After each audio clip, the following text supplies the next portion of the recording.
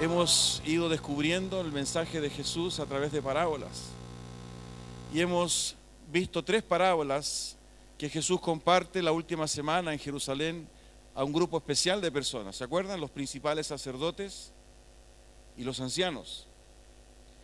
Y las 3 parábolas entregaron mensajes claros y profundos a ese grupo de religiosos de la época de Jesús. La primera parábola fue orientada, ¿verdad?, para hablar sobre la necesidad imperiosa ¿de qué? Del arrepentimiento. ¿Alguien estuvo en esa prédica, no? Sí. Amén. Gracias. Del arrepentimiento. A través de un cuento que Jesús elabora sobre un padre con 2 hijos que les manda a trabajar en la viña, ¿se acuerdan? En la segunda parábola, Jesús habla de lo que significa la obediencia y de lo que significa, ¿verdad?, el que Dios pueda efectivamente recibir esos frutos esperados de su pueblo, de su viña. Y eso lo logramos entender a través de la parábola de los labradores malvados, ¿no? Este hombre que prepara su viña, que la cerca, construye una torre, prepara un lagar y busca a alguien que le explote la viña y hace un contrato de arriendo, y después de un tiempo, en la época de la cosecha, manda a buscar los frutos que se habían convenido, y resulta que los labradores matan a los siervos, incluso matan al hijo. Y Jesús con esa parábola habla, ¿verdad?, de cómo Dios esperaba frutos de su viña, Israel. Acuérdense que estuvimos hablando de Isaías capítulo 5. Y finalmente, esperando él justicia, recibió derramamiento de sangre, recibió corrupción. Y aparece la nueva viña en Jesucristo, cuando él dice: yo soy la vid verdadera. Y en la tercera parábola, Jesús le muestra a estos religiosos, ¿se acuerdan?, la necesidad también imperiosa de la santidad. Por cuanto hay una boda, hay un banquete, y debido a que los primeros invitados desprecian, Señor, la invitación del rey a la boda del hijo, se buscan otros invitados, incluso buenos y malos, pero que debían estar vestidos dignamente, porque este rey encuentra que uno de ellos no estaba vestido dignamente y lo expulsa. Y Jesús enseña lo que es la santidad para participar de ese banquete. 3 parábolas. ¿Se acuerdan cuáles eran los conceptos?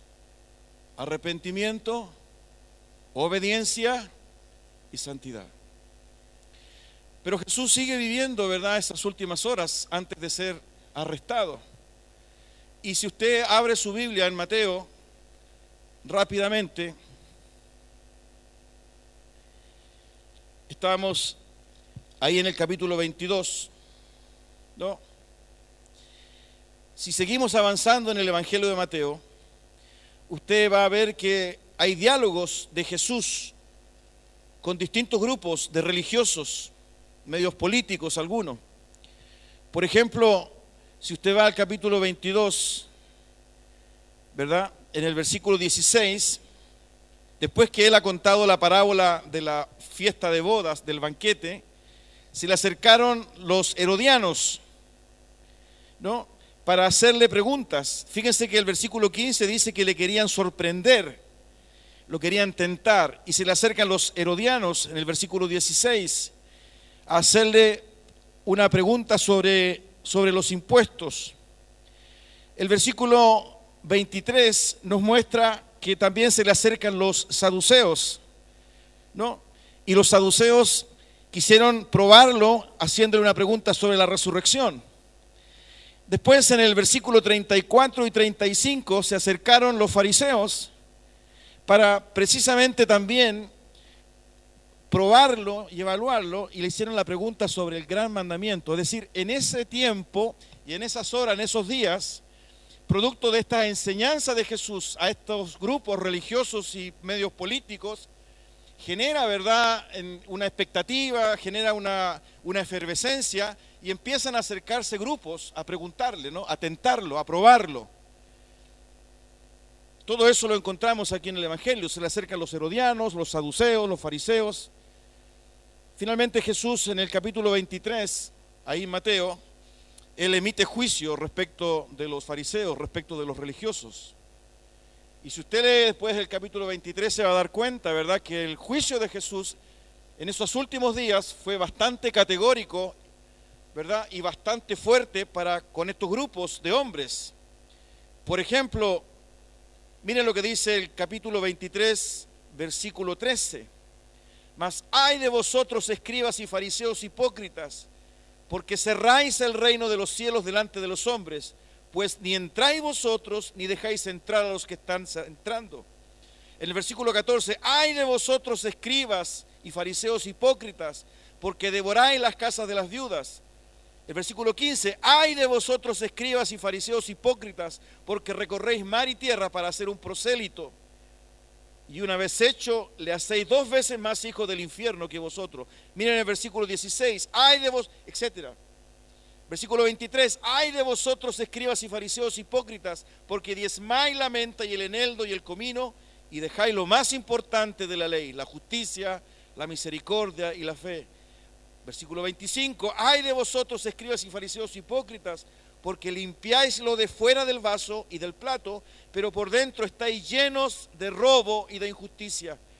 Versículo 27, ay de vosotros, escribas y fariseos hipócritas, porque sois semejantes a sepulcros blanqueados, que por fuera la verdad se muestran hermosos, mas por dentro están llenos de huesos de muertos y de toda inmundicia. Versículo 29, ay de vosotros, escribas y fariseos hipócritas, porque edificáis los sepulcros de los profetas y adornáis los monumentos de los justos. ¿Se imaginan un miembro de la iglesia como Jesús? No lo dejaríamos ser miembro. Con una claridad, ¿verdad?, absolutamente prístina, Él desnuda la hipocresía de los religiosos. Fueron días y esa semana fue tremendamente intensa. Y después de haber estado todo su ministerio con sus discípulos, ¿verdad?, esos últimos días antes de ser arrestado, ¿verdad?, centró su enseñanza, centró su prédica en estos grupos. Él sabía que en algún momento más, días más, él iba a ser arrestado. Su tiempo ya se acercaba. Él ya había dicho y había anticipado en 3 ocasiones que él iba a morir, según el relato de Mateo, y que él iba a ser crucificado y que él iba a resucitar. Pero en estas últimas horas, ¿verdad?, él enfrentó la religiosidad, la hipocresía, el fariseísmo, ¿verdad?, de un grupo que decía conocer, que decía saber, pero que sus actos distaban absolutamente muy lejos de lo que realmente ellos decían. Y en ese contexto, ¿verdad?, aparece otra parábola más, porque sus discípulos también estaban con él.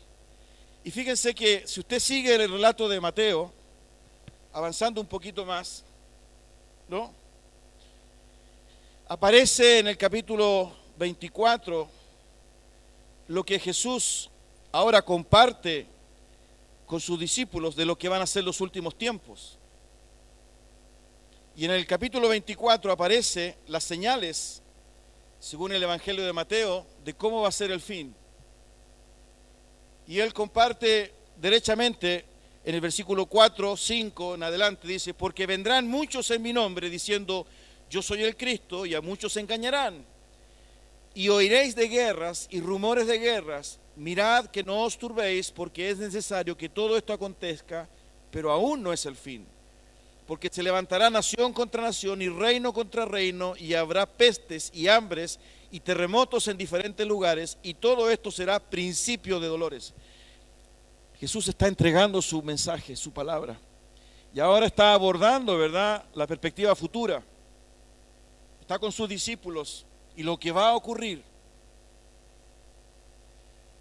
Él está hablando, ¿verdad?, escatológicamente, proféticamente, de cuáles van a ser las señales antes de que termine todo.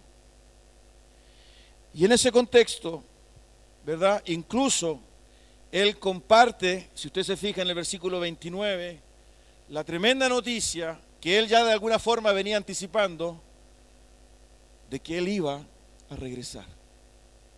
Es decir, Jesús empieza, ¿verdad?, a generar ese momento en que sin duda él sabía lo que sus discípulos iban a sufrir, ¿no? Porque cuando él muriese y cuando él fuese arrestado y torturado, evidentemente eso iba a provocar, ¿verdad?, una desazón en los discípulos. De hecho, así fue. Por eso que aparece una negación de Pedro. Y por eso que el texto señala que lo dejaron solo. Porque evidentemente eso fue un golpe muy fuerte al grupo de amigos y discípulos de Jesús. Pero Jesús se encarga de alguna forma de anticipar, y ya lo viene haciendo. Cuando uno lee el Evangelio de Juan, por ejemplo, en el capítulo 14, Jesús les dice: no se turbe vuestro corazón, creed en Dios, creed también en mí. Es ahí cuando Jesús les dice, ¿verdad?, en la casa de mi Padre hay muchas moradas, voy a prepararles un lugar y voy a regresar a buscarlos, de modo que ustedes estén conmigo para siempre. Estoy parafraseando, por supuesto. Entonces, según el relato de Mateo, ¿verdad?, Jesús está preparando este momento. Ellos no han sido aún testigos ni de la muerte, ni de la crucifixión, ni de la resurrección. De modo que lo que empiezan a escuchar de Jesús también, ¿verdad?, de alguna forma, es algo que ellos aún no han verificado, no han experimentado. Esa es la diferencia con nosotros. Nosotros sabemos que Jesús resucitó. ¿Sabemos que Jesús resucitó? Amén. Si no, nuestra fe sería vana, dice Pablo, ¿no? Lo que aún no ha pasado es su regreso. Fíjense que en ese contexto Jesús habla de su regreso. Y del versículo 29 en adelante, fíjense, dice lo siguiente: e inmediatamente después de la tribulación de aquellos días, el sol se oscurecerá y la luna no dará su resplandor, y las estrellas caerán del cielo, y las potencias de los cielos serán conmovidas. Entonces aparecerá la señal del Hijo del Hombre en el cielo, y entonces lamentarán todas las tribus de la tierra, y verán al Hijo del Hombre viniendo sobre las nubes del cielo con poder y gran gloria. Ese es el versículo 30. Verán al Hijo del Hombre viniendo sobre las nubes del cielo con poder y gran gloria. Es decir, Jesús comparte con sus íntimos, comparte con sus discípulos, comparte con sus amigos la realidad de su regreso. Este es uno de los temas que no está presente en la prédica y en el sermón de muchas iglesias. Hablar sobre la venida, la segunda venida de Jesucristo, sobre el regreso de Jesucristo. Pero era un aspecto absolutamente central en el mensaje que Jesús quería entregarle a sus discípulos, porque venían días de tribulación, de persecución, ¿verdad?, de martirio. Y en ese contexto aparece esta parábola. ¿Cuál parábola? La parábola de las 10 vírgenes. Todo esto que les he compartido es para introducir la parábola de las 10 vírgenes, así que no me lo cuente como predica, como tiempo de predica. Porque después el pastor dice: pastor predicó, pero esta es la introducción. Por favor, acompáñeme al capítulo 25. Mira lo que dice. Por favor, todos los anteriores versículos léanlos, por favor, ¿no? Dice: entonces el reino de los cielos será semejante a 10 vírgenes que, tomando sus lámparas, salieron a recibir al esposo. 5 de ellas eran prudentes y 5 insensatas. Las insensatas, tomando sus lámparas, no tomaron consigo aceite, mas las prudentes tomaron aceite en sus vasijas, juntamente con sus lámparas. Y tardándose el esposo, cabecearon todas y se durmieron. Y a la medianoche se oyó un clamor: aquí viene el esposo, salid a recibirle. Entonces todas aquellas vírgenes se levantaron y arreglaron sus lámparas, y las insensatas dijeron a las prudentes: dadnos de vuestro aceite, porque nuestras lámparas se apagan. Mas las prudentes respondieron diciendo: para que no nos falte a nosotras y a vosotras, id más bien a los que venden y comprad para vosotras mismas. Pero mientras ellas iban a comprar, vino el esposo, y las que estaban preparadas entraron con él a las bodas, y se cerró la puerta. Después vinieron también las otras vírgenes diciendo: Señor, ábrenos, ábrenos. Mas él respondiendo dijo: de cierto os digo que no os conozco. Velad pues, porque no sabéis el día ni la hora en que el Hijo del Hombre ha de venir. Señor, acompáñanos y ayúdanos, por favor, en estos minutos. Son pocos, Señor, son breves. Y a veces nuestra mente está ocupada con tantas cosas, Señor. Padre mío, te suplico tu presencia, tu Espíritu Santo con poder, para correr, Señor, el velo de nuestros ojos, el velo de nuestra mente, y poder entender, Señor, esta palabra bendita, el significado de esta parábola, Señor, que en tu gracia y bondad has permitido, Señor, que quedase revelada hasta nuestros días. Padre, que nadie estorbe, que nada obstruya el mover de tu Espíritu Santo, la lectura, la predicación de tu palabra. Gracias, Señor, bendito sea tu nombre. Oramos en el nombre de Jesús. Amén. Y aquí surge esta parábola, ¿no? Una de las últimas, porque después hay otra parábola. Pero esta parábola ahora está orientada a sus discípulos. Ya no es una parábola para los principales sacerdotes, para los escribas, para los fariseos, para los religiosos, sino que es una parábola para los discípulos. Y tal vez lo primero que habría que decir, ¿no? Y si ustedes me permiten, a modo de una primera aproximación, es que lo que evidencia esta parábola es un hecho absolutamente claro, objetivo y cierto, es de que Jesús regresa. Él vuelve. Y esto es importante entenderlo, y fíjense que tal vez nosotros, como iglesia hoy día, en pleno siglo XXI, tal vez estemos en condiciones más ventajosas para creer efectivamente lo que Jesús dijo, porque en ese momento, cuando Él comparte, ¿verdad?, esta parábola y esta enseñanza a los suyos, y les dice: voy a regresar, ellos aún no habían experimentado ni su muerte, ni su crucifixión, ni su resurrección, de modo que era una enseñanza más de la cual ellos tenían que recibir y creer. Muchas de las cosas que Jesús dijo, los discípulos las fueron entendiendo en los días siguientes. Hoy día nosotros tenemos una apreciación y una visión absolutamente diferente, porque nosotros sí sabemos que efectivamente existió Jesús, vivió Jesús, la historia da cuenta de eso, la Biblia, ¿verdad?, señala eso, y nosotros lo hemos experimentado de una manera sobrenatural, ¿verdad? Y es cosa de mirar la historia de la iglesia, la historia del hombre, para entender que este concepto de resurrección, de vida, de la vida de Jesús, de la resurrección de Jesús, es un hecho cierto, por cuanto ha mantenido, ¿verdad?, la esperanza en millones y millones de hombres y mujeres a través de más de 20 siglos. Y ese solo hecho, ¿verdad?, se transforma, ¿verdad?, en una confirmación ineludible de que efectivamente Jesús resucitó. No hay otra verdad, ¿verdad? No hay otra verdad que podamos constatar de manera objetiva, de manera física, científica, que se haya mantenido de esta forma tan sobrenatural a lo largo de tantos cientos de años en tantas diferentes culturas y para millones de hombres y mujeres. Por consiguiente, cuando Él dijo que iba a morir, cuando Él dijo que iba a ser crucificado, cuando Él dijo que iba a resucitar, efectivamente nosotros hoy día como iglesia, desde el siglo XXI podemos decir: sí ocurrió, sí murió, sí resucitó, ¿no es cierto? Entonces, en ese mismo plano y en ese mismo contexto, nosotros también debiéramos tener la certeza, la convicción y la seguridad, y debiéramos decir: sí, Él vuelve. ¿Me entienden? Él vuelve, Él regresa. De modo que cuando Él comparte esta parábola, ¿verdad?, a sus discípulos, lo hace en la misma convicción: voy a volver, voy a regresar. Esto no termina acá, esto está recién comenzando.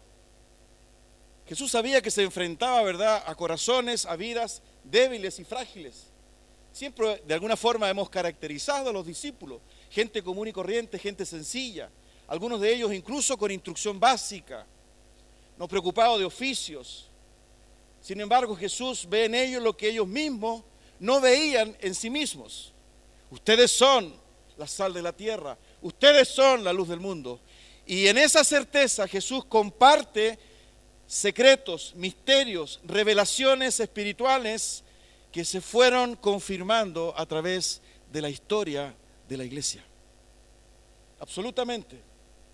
Ellos, por ejemplo, experimentaron su resurrección, experimentaron su ascensión, experimentaron la llegada del Espíritu Santo cuando se fueron a Jerusalén a esperar, ¿verdad? Y se produce esta manifestación con la irrupción en el escenario, ¿verdad?, de la vida de la iglesia del Espíritu Santo, y aparece, ¿verdad?, un grupo de hombres que en algún momento fueron débiles, pusilánimes, ¿verdad?, sin palabras, sin carácter, pero al minuto siguiente un grupo de hombres que predicaban con denuedo, con autoridad, con valentía, porque lo que Jesús les había dicho había ocurrido. Y ellos en su propia vida lo estaban viviendo. Por consiguiente, cuando Él cuenta esta parábola, lo hace en el mismo contexto, ¿verdad?, en la misma convicción: voy a volver. Voy a volver. Miren, abra su Biblia en Juan capítulo 14. Algo mencioné hace un momento, pero quiero que lo leamos para que veamos el texto, podamos entender cómo Jesús aborda este aspecto de su ministerio. En Juan capítulo 14, versículo 1.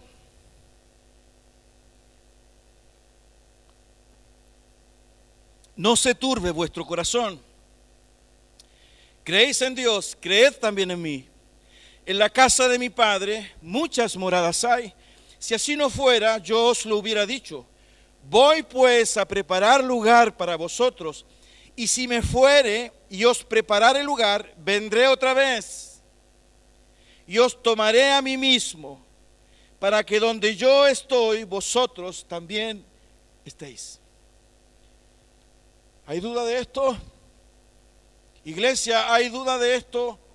Él vuelve, Él regresa. Lo que esa parábola está diciendo es un hecho cierto que tal vez aún no ocurre, pero que sí va a ocurrir con toda certeza. Él lo dijo. Y cada una de las cosas que Él dijo se cumplieron. Por consiguiente, ¿verdad?, uno no tiene elementos como para dudar de que en algún momento, históricamente hablando, ¿y por qué digo históricamente hablando? Porque cuando incorporo esa dimensión, ¿verdad?, estoy hablando de un hecho cierto que quede registrado, ¿verdad?, en la historia, en un momento, en un espacio, en un tiempo. La crucifixión de Jesús, el nacimiento de Jesús, la resurrección de Jesús es un hecho histórico que tiene una connotación y una dimensión espiritual, pero ese es histórico. ¿Qué significa histórico? Que ocurrió en un lugar, que ocurrió en un espacio y en un tiempo determinado, porque fue, ¿verdad?, la irrupción de Dios a través de su Hijo en la historia humana. Y marcó el antes y el después. Y ese hecho histórico, ¿verdad?, que podemos de alguna forma encontrar en algún punto de la historia humana, transformó nuestras vidas. Transformó nuestras vidas. Porque cuando tú lo conociste, ya no fuiste el mismo. O no fuiste la misma. Entonces aparece, ¿verdad?, este hecho sobrenatural, que un suceso histórico, ¿verdad?, es tan poderoso, es tan potente, que hasta el día de hoy ha cambiado la vida de millones, de millones, de millones de hombres y mujeres. Por consiguiente, la realidad y la verdad de su regreso debiera tener exactamente el mismo impacto en la vida de aquellos que decimos ser sus discípulos. Y eso fue lo que pasó en la primera iglesia. Porque cuando yo les digo, ¿verdad?, que Jesús comparte esta enseñanza, fue tan esperanzador para los discípulos que les permitió sobrevivir a la persecución y al martirio, ¿verdad?, que se desató de manera alevosa en los primeros 2, 3, 4 siglos en que el Evangelio se esparció por la tierra. En la semana estuve leyendo, preparando un poco, la verdad que de repente uno quisiera decir tantas cosas, ¿no? Estuve leyendo un libro de historia escrito por Eusebio de Cesarea y que está escrito, ¿verdad?, más o menos en el tercer o cuarto siglo. Y lo particular de este libro de historia es que es una recopilación de escritos que se encontraron de este hombre, Eusebio de Cesarea. Y lo que uno puede leer, ¿verdad?, de este libro, fundamentalmente lo que ocurre en el primer y segundo siglo es el martirio y la persecución de la iglesia. Hay relatos tremendos, testimonios que han quedado registrados de cómo, ¿verdad?, la iglesia sufrió y de cómo, ¿verdad?, esta certeza y esta convicción de que Él regresaba les permitió sobrevivir a muchísimos, a miles, por la esperanza de saber que Jesús volvía. Por consiguiente, queridos, cuando hablamos de la realidad de la crucifixión, cuando hablamos de la realidad de la resurrección, debiera ser igualmente potente y poderoso para nosotros como iglesia de Dios el saber que Jesús regresa. Él vuelve. Y eso debiera ser tan poderoso y tan potente para nosotros que nos debiera ayudar a sobrellevar la tribulación, la enfermedad, el duelo, el rechazo, el dolor. Porque esa esperanza me hace entender, como leímos recién en Juan capítulo 14, de que Él regresa para llevarnos. Y si nosotros creemos y entendemos y se nos hace fácil comprender que su muerte, su resurrección, ¿verdad?, ha significado el cambio de nuestra vida, ¿cuánto más debiera significar para nosotros, ¿verdad?, la esperanza de su regreso? Y eso fue lo que experimentó la iglesia primitiva. Fíjense que si usted abre su Biblia en Primera de Tesalonicenses, por favor, abra su Biblia en Primera de Tesalonicenses. Tesalónica, ¿verdad?, fue una iglesia que se fundó, que fundó Pablo. Y hay 2 cartas a la iglesia de Tesalónica. Está la primera carta y está la segunda. Y esas cartas fueron escritas más o menos en el año 50 después de Cristo. Son los documentos más antiguos de Pablo, las cartas más antiguas de Pablo. Y se escribió, ¿verdad?, más o menos entre una y otra hay como un año de diferencia. Y esa carta se escribe porque la iglesia en Tesalónica era un grupito pequeño, tenía muchas dudas y estaban viviendo la persecución. Y habían dudas. Una de las dudas, ¿verdad?, tenía que ver con el regreso de Jesús. Y Pablo escribe, ¿verdad?, a estos hermanos y les hace notar cómo la esperanza del regreso de Jesús precisamente les puede ayudar en los momentos de martirio y de persecución que estaban viviendo. Y miren, si usted abre Primera de Tesalonicenses, veamos algunos versículos. Ahí en el capítulo 1, versículo 4.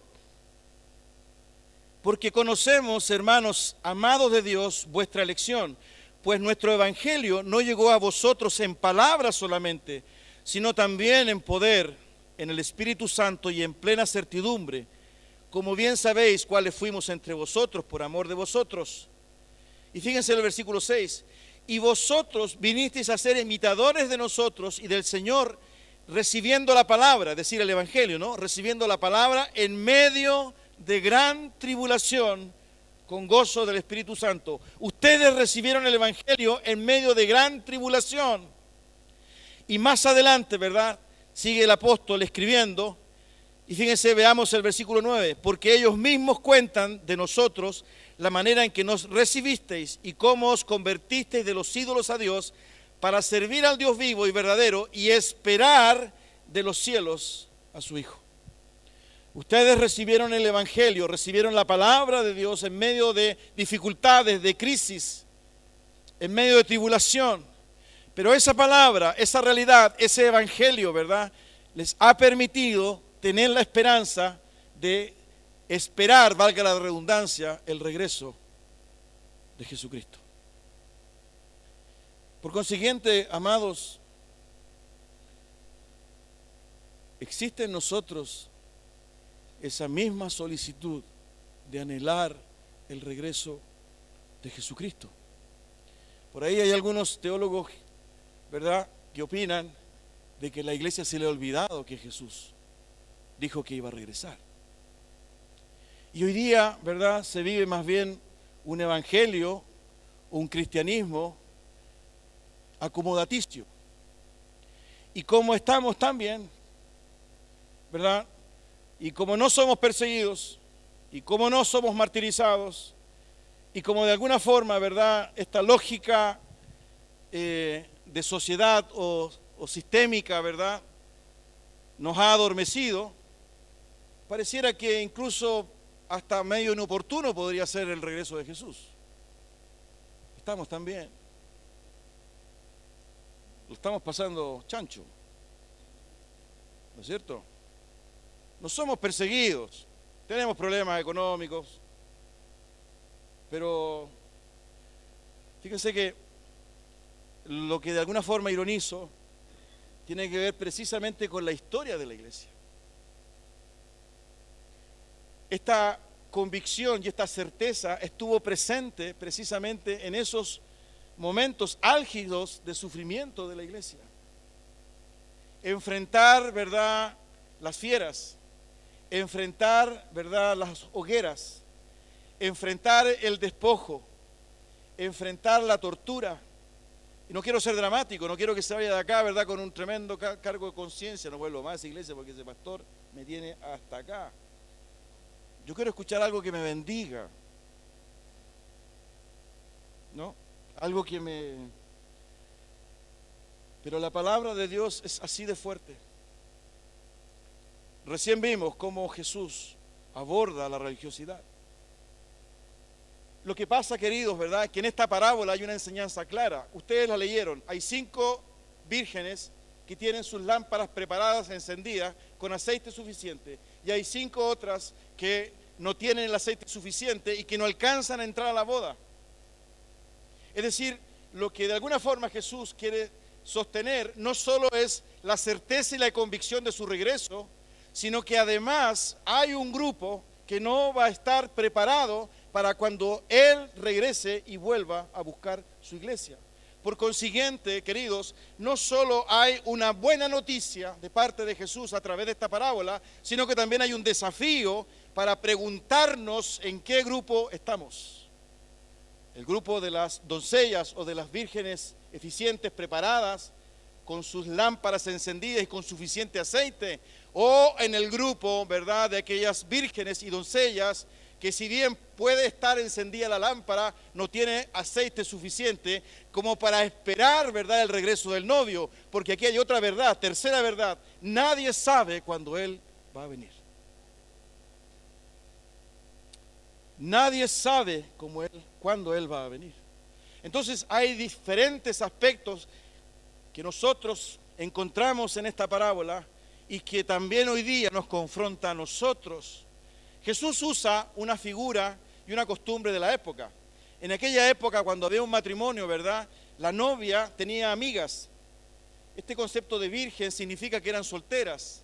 Entonces las amigas, ¿verdad?, el rol que cumplían es que efectivamente ellas tenían una lámpara y cuando el novio venía en la noche a juntarse al matrimonio, a buscar a la novia, estas doncellas salían a esperar al novio. Esta era la costumbre de la época, ¿verdad? Y le guiaban con las lámparas por el camino. Estaba todo preparado, por supuesto, era parte de un rito. Entonces Jesús usa esa figura para demostrar que un grupo de las amigas de la novia no tenían esas lámparas preparadas, por consiguiente se les apagó, entonces tuvieron que ir a buscar aceite y cuando volvieron no pudieron entrar a la boda. Porque como no sabían cuándo el novio iba a regresar, no tuvieron el cuidado de estar preparadas, atentas.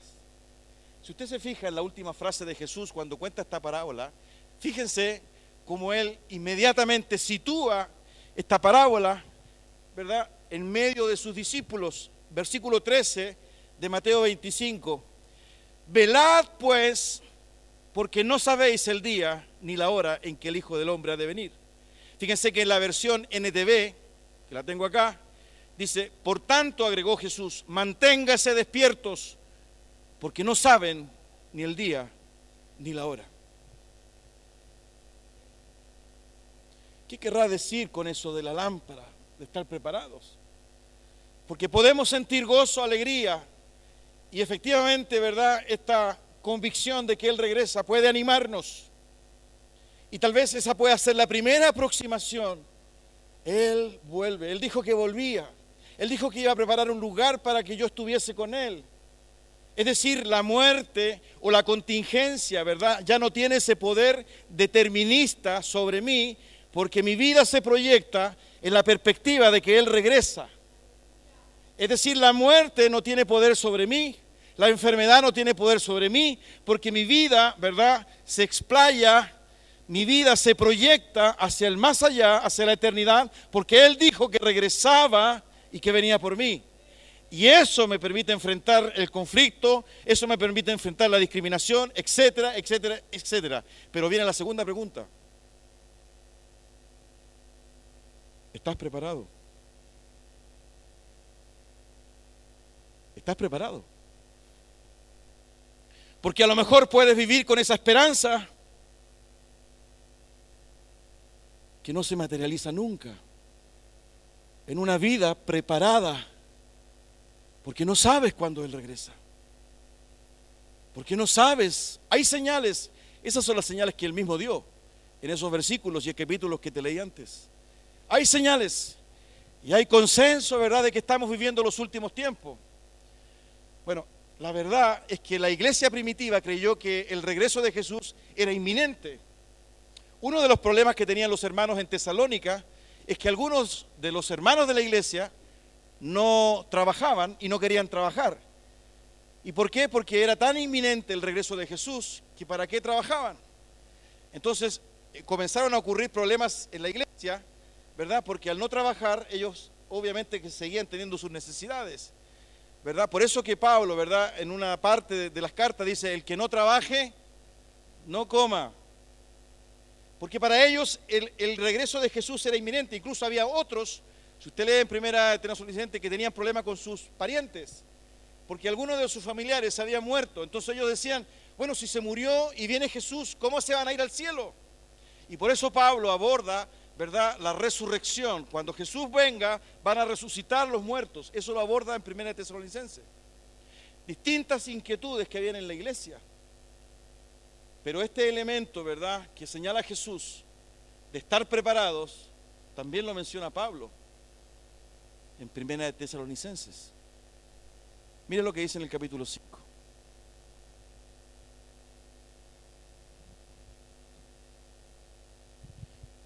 Ahí en el capítulo 5, ¿verdad?, del versículo 1 en adelante. Lo voy a leer en la versión NTV, Nueva Traducción Viviente. Mira lo que dice. Ahora bien, amados hermanos, con respecto a cómo y cuándo sucederá todo esto, en realidad no es necesario que les escribamos, pues ustedes saben muy bien que el día del regreso del Señor llegará inesperadamente como un ladrón en la noche. Cuando la gente esté diciendo, todo está tranquilo y seguro, entonces le caerá encima la catástrofe tan repentinamente como le vienen los dolores de parto a una mujer embarazada, y no habrá escapatoria posible. Versículo 4.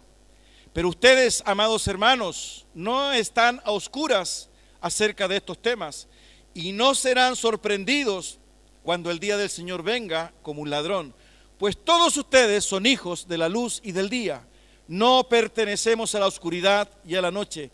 Así que, versículo 6, manténganse en guardia, no dormidos como los demás, estén alertas y lúcidos.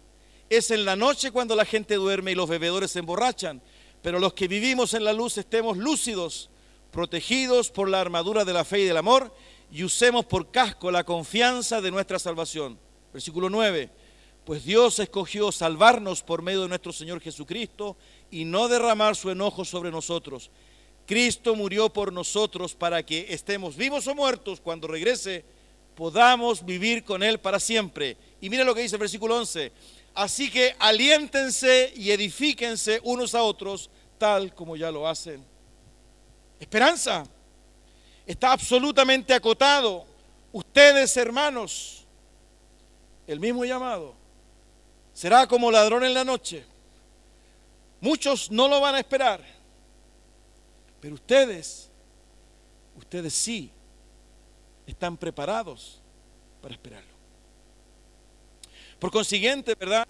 A esta esperanza bendita, a esta convicción, ¿verdad?, que produce tanta tranquilidad, debemos necesariamente anexarle, agregarle la respuesta a la pregunta: ¿estamos preparados? ¿Estamos preparados? Fíjense que una de las cosas que hace mención Pablo en estos versículos que hemos leído, él habla: ustedes están preparados porque ustedes son de la luz, ustedes viven en la luz. ¿De qué estará hablando el apóstol? ¿Qué significa estar preparados? ¿Qué significa tener la lámpara encendida? ¿Qué significa que el aceite no se acabe? Está hablando definitivamente, ¿verdad?, de una vida que ilumina. Porque cuando el apóstol Pablo habla de que ustedes han sido concebidos en luz, está haciendo la diferencia, ¿verdad?, entre lo que es la santidad y lo que es el pecado. Pareciera ser, ¿verdad?, que la palabra de Dios nos quiere llevar a comprender que la preparación correcta, ¿verdad?, para esperar a Jesús tiene que ver con nuestra santidad y cómo nuestra vida alumbra, ilumina, evidencia, anuncia el Evangelio. Pareciera que es eso. Porque si el apóstol, si usted se fija, ¿verdad?, escribe a los hermanos en Tesalónica y les dice: pero ustedes, amados hermanos, versículo 4, no están a oscuras acerca de estos temas y no serán sorprendidos cuando el día del Señor venga como un ladrón, pues todos ustedes son hijos de la luz y del día, son hijos de la luz. Y hace la diferencia entre la luz y la noche, entre la luz y las tinieblas, que son dos concepciones que la palabra de Dios nos entrega para evidenciar, ¿verdad?, lo que es la santidad de lo que es el pecado. Y pareciera ser entonces que la enseñanza que hay detrás de esta palabra es que la manera de prepararse, la manera en que las lámparas estén encendidas, tiene que ver con nuestra forma de vida, tiene que ver con nuestra santidad. Por consiguiente, cuando Jesús dice: velen, estén alerta, en el fondo no es que estemos mirando al cielo, ¿verdad?, sino que nuestra vida, nuestro testimonio, nuestras convicciones, nuestros actos iluminen, brillen, anticipen, denuncien, proclamen que Él viene, que Él vuelve, que Él regresa. Y tal vez es en ese aspecto, ¿verdad?, que la iglesia está en déficit. Porque pareciera ser, ¿verdad?, que hay un problema en nuestra santidad, en cómo entendemos y vivimos el Evangelio. Ahí hay algo que nos incomoda. Por consiguiente, ¿verdad?, pareciera ser que los testigos que están fuera ni siquiera se imaginan que Jesús regresa. Y pareciera que de alguna forma, ¿verdad?, algo de nosotros tampoco quiere que vuelva, porque hay algo que todavía está en mí y que no he mejorado y que no he cambiado. Y de esa manera, ¿verdad?, como lo hemos dicho otras veces, yo de alguna forma, ¿verdad?, estoy evidenciando que se demore un poquito en regresar. Fíjense que Jesús mismo lo dice. Vuelva por favor a donde estábamos, ahí en Mateo.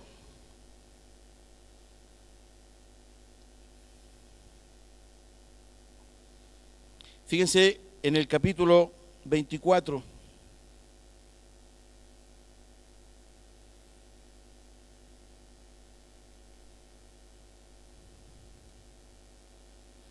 Dice, por tanto también vosotros, estoy leyendo, perdón, el versículo 44, estad preparados, porque el Hijo del Hombre vendrá a la hora que no pensáis. Estad preparados, porque el Hijo del Hombre vendrá a la hora que no pensáis. ¿Cómo está nuestra lámpara, queridos hermanos? ¿Cómo está nuestro testimonio?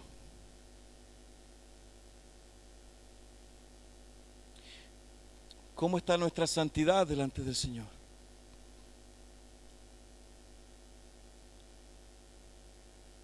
Fíjense que hay pasajes hermosos donde la Biblia nos muestra lo que va a hacer verlo a Él.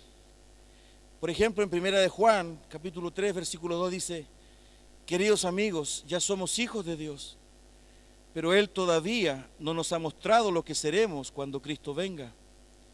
Pero sí sabemos que seremos como Él, porque lo veremos tal como Él es. Primera de Juan 3:2. Lo veremos tal como Él es. Entonces, amados, la parábola que Jesús cuenta, ¿verdad? No solo tiene el propósito de animarles, no solo tiene el propósito, ¿verdad?, de llevarles esperanza, no solo tiene, ¿verdad?, como fin que ellos puedan enfrentar las crisis que Jesús sabe van a experimentar, sino que también el llamado de Jesús es permanezcan alertas, que sus vidas reflejen lo que yo les he enseñado, que sus vidas sean la luz que anuncie. ¿Se acuerdan del Sermón del Monte, no? Cuando Jesús les dice, vosotros sois la luz del mundo. Cuando usted lee ese pasaje, fíjense cómo Jesús trata el elemento de la luz. Mire, abra su Biblia en Mateo capítulo 5. Vuelva a Mateo capítulo 5.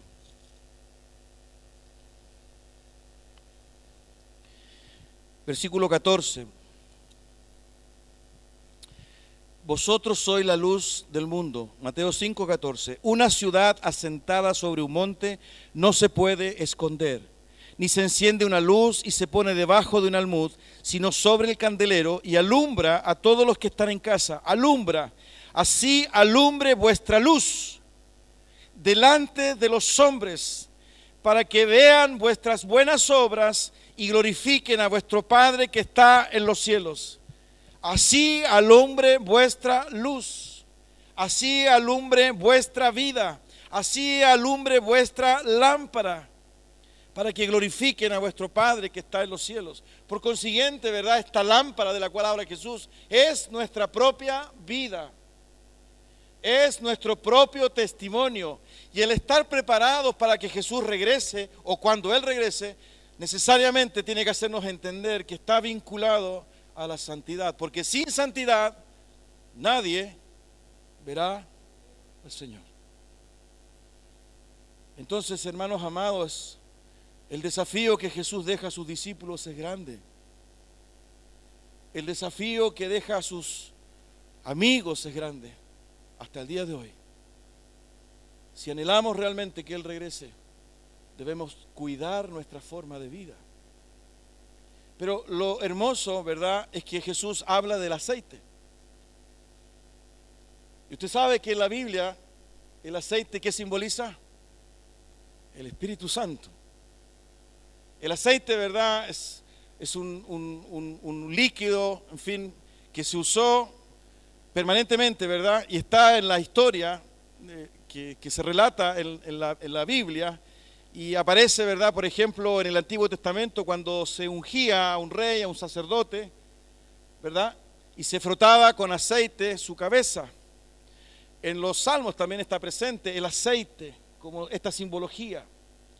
Por consiguiente, Jesús, ¿verdad?, y la enseñanza que nosotros encontramos en torno a esta realidad del regreso de Jesús, si bien plantea la exigencia, al parecer, ¿verdad?, de la santidad, nosotros tenemos que entender que esta santidad no tiene que ver con la mera decisión de ser buenos o con la mera autodisciplina, ¿verdad?, de querer ser correcto, sino que necesariamente para que esa lámpara permanezca encendida y permanezca encendida y permanezca encendida, así sean horas, días, y el novio no viene, ¿verdad? Solo es posible con un combustible que no se agote, con un combustible que sirva permanentemente para que la lámpara esté encendida. Y esa es la realidad del Espíritu Santo en la vida de la iglesia. La santidad, ¿verdad?, no tiene que ver con el mero esfuerzo mío por no mirar o por no decir, sino que la santidad, ¿verdad?, es una experiencia que se adquiere, que se vive en la llenura y en la realidad de la presencia del Espíritu Santo en la vida del creyente. Innumerables ocasiones Pablo dice, ¿verdad?, en sus cartas, vosotros tenéis el Espíritu Santo. Si usted lee Romanos 5:5, dice, el amor de Dios ha sido derramado en vuestros corazones por el Espíritu Santo que les fue dado. Es decir, la iglesia, los discípulos que esperan a Jesús, aquellos que son interpelados por esta parábola, tienen el combustible, y perdonen que diga combustible, porque el Espíritu Santo es una persona, pero quiero decir, ¿verdad?, que tienen la experiencia del Espíritu Santo para vivir la santidad. No es que usted salga de acá derrotado porque no puede dejar de fumar, porque no puede dejar de ver pornografía, porque no puede terminar ese adulterio que quiere terminar, porque en fin, tantas cosas, ¿no? No es que se le esté colocando una mochila, ¿verdad?, para que usted haga lo que hace años no ha podido dejar de hacer. Lo que se le está diciendo, ¿verdad?, es que cuando usted cree en Jesucristo y cuando usted entrega su vida al Señor, cuando usted se rinde y cuando usted reconoce, ¿verdad?, absolutamente su incapacidad, ahí obra la misericordia y la gracia de Dios. Perdona tus pecados y te da de su Espíritu para que comiences a vivir en una nueva dimensión de vida donde tú ya eres capaz de enfrentar tu propia debilidad y vencer sobre el pecado, como Pablo lo escribe en Romanos capítulo 6. Por consiguiente, queridos, cuando hablamos, ¿verdad?, de la realidad del regreso, cuando hablamos, ¿verdad?, de esta enseñanza de Jesús, estamos hablando de aquel grupo de hombres y mujeres que han vivido la realidad de la presencia del Espíritu Santo en sus vidas. No está hablando de los hombres buenos o de las mujeres piadosas, está hablando de aquellos que han rendido su corazón a la realidad del Espíritu Santo en sus vidas.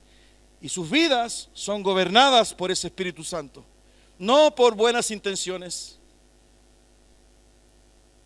porque las buenas intenciones tienen un combustible que se termina.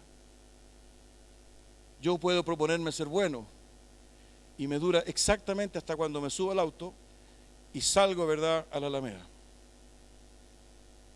Mientras caminé al auto, soy bueno. Me coloco detrás del volante, ya no soy bueno. Porque el primero que me pasa es que me inyecta la adrenalina, ¿no es cierto? Por favor, estoy en medio de puros. A lo mejor soy el único que le pasa eso. A ver, voy a cambiar el ejemplo. Voy a cambiar el ejemplo. Ese es nuestro carácter, queridos. Por eso que la presencia del Espíritu Santo es crucial. Y cuando ustedes ven una niña de 10 años o de 9, no sé cuánto tendrá, emocionarse y quebrantarse, entender cuál era su problema. Yo tenía resentimientos, ¿escucharon? ¿Quién hace eso? El Espíritu Santo. Qué hermoso saber que Jesús regresa. Qué tremenda verdad. Pero pidamos que ese Espíritu Santo que dice su palabra que tenemos se manifieste en nuestra vida. De modo que cuando Él venga, nosotros estemos velando y esperando y tener esa experiencia maravillosa de recibirlo, con lámparas encendidas. Esa es nuestra esperanza. Esa es nuestra seguridad. Por eso que la muerte, por eso que la enfermedad no es tema. ¿Me entiende? No es tema. Porque aquel que está viviendo, ¿verdad?, una enfermedad catastrófica, a lo mejor hay mayor probabilidad de que parta antes, si es que Dios así lo quiere. Pero eso no significa, ¿verdad?, que nosotros no vayamos a vivir ese suceso, porque a lo mejor nos vamos antes. Nada de eso sabemos. El llamado, ¿verdad?, no es a saber cuándo, sino el llamado es a saber cómo. ¿Cómo debes estar? ¿Cómo debes recibir? ¿Cómo debes vivir? No cuándo va a ocurrir. La morbosidad nuestra, ¿verdad?, nos lleva al cuándo. Yo coloqué en el boletín, ¿verdad?, una última frase de este devocional del día de hoy. Alguien dijo que debemos vivir como si Jesús hubiese muerto ayer, hubiese resucitado hoy día y viene mañana. ¿Se imagina si llegara un mail del cielo? Jesús anuncia su segundo regreso de venida, ¿verdad?, para el 15 de septiembre. Se llenan las iglesias, ¿o no? Sí, claro, se llenan las iglesias, ¿verdad? Se largan las minifaldas, dejamos de fumar, terminamos, ¿verdad?, las relaciones medias chuecas, medias raras, blanqueamos los libros de IVA, ¿verdad? Jesús vuelve y estamos ahí preparados, lámpara encendida. ¿Qué es lo que provoca en nosotros, por ejemplo, los temblores y los terremotos? ¿No es cierto, queridos? Esa es la tragedia nuestra humana, que buscamos a Dios en el límite. El llamado de Jesús es a velar siempre, no en situaciones de límite, no en situaciones catastróficas, no en situaciones de necesidad, sino que siempre, permanentemente velando y estando alertas. No porque no hayan diagnosticado un cáncer, no porque hayamos quedado sin trabajo, no porque hayamos sufrido, ¿verdad?, la traición del esposo, de la esposa, y pareciera que ahí algo pasó en nosotros, ¿verdad?, y nos volcamos y asistimos a las reuniones de oración. No, el llamado de Jesús es velar siempre, estar alerta siempre. Ustedes están preparados para eso, ustedes recibieron el Espíritu Santo, ustedes viven en la luz, ustedes son la luz. A ustedes no les va a pasar eso. Ustedes no van a ser sorprendidos cuando, eso es lo que está diciendo Pablo, ustedes no van a ser sorprendidos, porque si sus vidas reflejan, brillan, iluminan, si ustedes viven en santidad, si ustedes viven en la conciencia, ¿verdad?, de que Él vuelve, ustedes no van a ser sorprendidos. Eso está diciendo Pablo, porque ustedes son hijos de la luz. Ustedes son la luz porque el Espíritu Santo de Dios mora en ustedes. Aleluya, gracias Señor. Ese es el mensaje, esa es la esperanza, ese es el estándar. Un término que es más actual. Y no es para los discípulos de aquella época solamente, sino que es para ti, que a lo mejor vives una vida común y corriente, ganando un sueldo, ¿verdad?, en la mitad, y con los problemas normales, y con inquietudes, y que toma el Transantiago, y que le cuesta regresar a la casa. Ese mensaje también es para ti. Y tú que de alguna forma todos los fines de mes tienes que hacer un presupuesto, y que a lo mejor te sientes agobiada, cansada, eso es para ti. No es para la élite, no es para el pastor que supuestamente está más cerca de Dios. Es un mensaje para cada uno de los que creen, para cada uno de los que le reciben, para cada uno de los que le buscan, para cada uno de los que le aman, para cada uno de los que se quebrantan delante de su presencia. Tengamos un momento de oración.